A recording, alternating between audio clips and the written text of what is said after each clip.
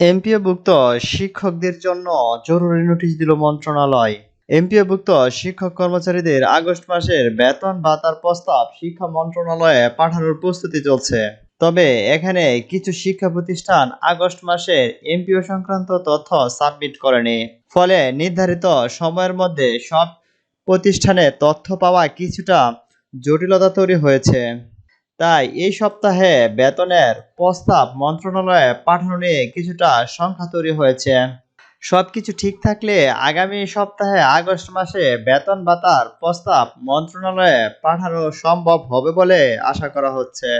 আজ মাধ্যমিক ও উচ্চশিক্ষা অধিদপ্তরের একাধিক সূত্র দৈনিক শিক্ষা .com-কে এসব তথ্য নিশ্চিত করেছেন। সূত্র জানিয়েছেন, এমপিওভুক্ত শিক্ষক কর্মচারীদের বেতন ভাতা ইলেকট্রনিক ফান্ড ট্রান্সফার ইএফটির মাধ্যমে পরিশোধের জন্য প্রতিষ্ঠানগুলোর তথ্য যাচাই ও বিল সাবমিটের কাজ চলছে। প্রতিষ্ঠান প্রধানদের নিজ নিজ প্রতিষ্ঠানে এমপিও সংক্রান্ত তথ্য সঠিকভাবে যাচাই করে নির্ধারিত প্রক্রিয়া বিল সাবমিট করতে হচ্ছে। এর আগে গত 18 আগস্ট মাধ্যমিক উচ্চশিক্ষা অধিদপ্তরের মাউসি থেকে এমপিওভুক্ত শিক্ষক কর্মচারীদের আগস্ট মাসের বেতনের বিল সাবমিটের নির্দেশনা দেওয়া হয়।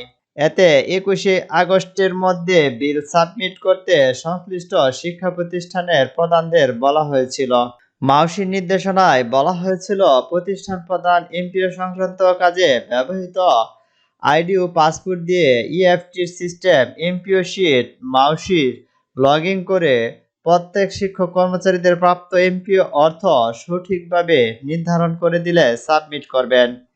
প্রতিষ্ঠান প্রধানদের দাখিল করা তথ্যের ভিত্তিতে শিক্ষকদের স্ব ব্যাংক হিসাব এমপিওর অর্থ পাঠানো হবে।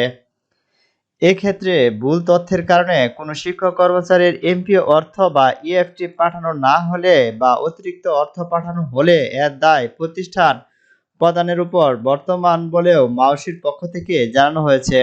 সংশ্লিষ্ট জানান, আইবাসে তথ্য যাচাইয়ের মাধ্যমে বিলিয়ন জনবলের তথ্য বিল সাবমিটের অপশন যুক্ত করা হয়েছে। যেসব শিক্ষক কর্মচারীদের তথ্য এখনো ভুল রয়েছে, ঠিক তথ্য পাওয়া যাচাই শেষে পরবর্তীতে তাদের তথ্য বিল সাবমিটের অপশনে যুক্ত করা হবে।